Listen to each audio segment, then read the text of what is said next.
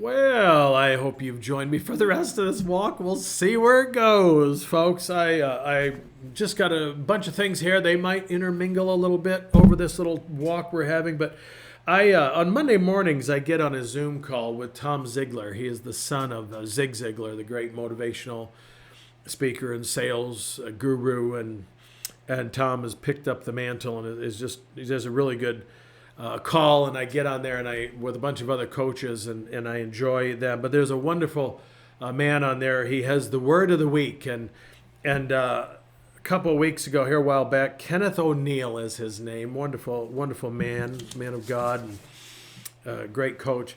And he said this, and I'm sitting with it as we're still in January.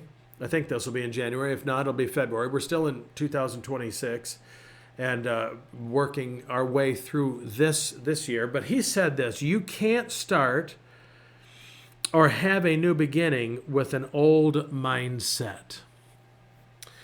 The Lord's been talking to me recently with some videos on YouTube that show up. My wife, I think I've told you, my wife and I don't have cable or dish. We watch YouTube, and there's stuff that comes across there.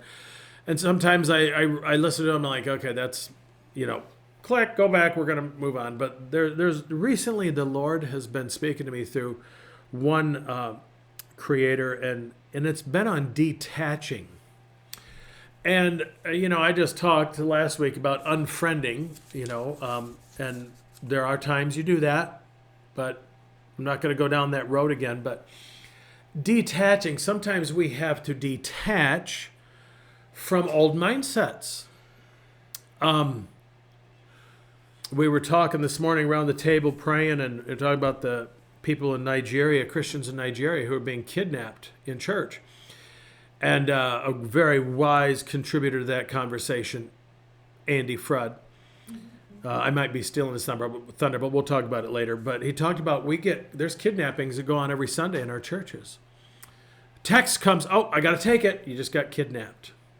Oh, pastor said something I didn't agree with. I'm not going to listen anymore. You just got kidnapped. You're watching the little kid who's dancing around and making all sorts of movements and stuff that it's distracting to me. You know what? Praise God that kid's in church. But you just got kidnapped. I didn't like those songs. They sing those old hymns. I didn't like that. You just got kidnapped. And you detached, whether you know it or not, from maybe what God wanted to say to you, what he wanted to do in your life. But there is a piece of it, and I will tell you, as I am entering into my 60th, my sixth decade, not my 60th, good night. I'd put up there with Methuselah, for crying out loud. And there's things I'm realizing I'm detaching from. Drama. And I'm not talking about legitimate crises with people, but I'm talking about things that I don't have time for. The news. I had done a fast from the news. It was wonderful. I find myself drifting back into it. Sometimes I got to remind myself, detach. An ejection chair to get me out of there when it starts happening. Old memories, old stories I tell myself that keep me from what did Ken say? You can't start or have a new beginning with an old mindset. We have to detach from some old mindsets. And sometimes we have to, when the enemy comes and tells us, well, yeah, you really botched that. Yeah, I botched a lot of things in my life.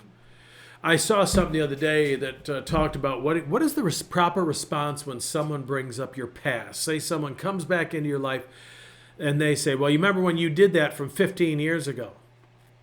And you're caught off guard. Maybe there's a bunch of people around. Gave a wonderful response. I'm going to share with you what I learned. Why are you bringing that up now? Wow, that disarms them. It puts it back on them. Why are you bringing this up now? Have you not grown through it? I've grown. I've moved on. I've learned it was a pretty bad mistake. I've learned from that. I've grown. Why are you bringing this up now? Why didn't you deal with it then?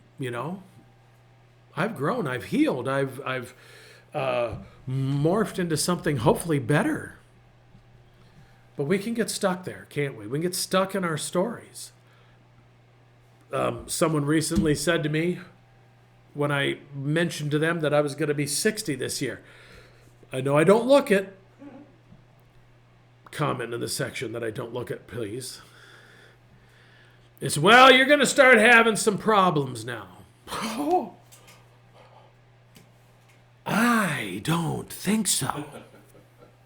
I am not receiving that. That was like a curse.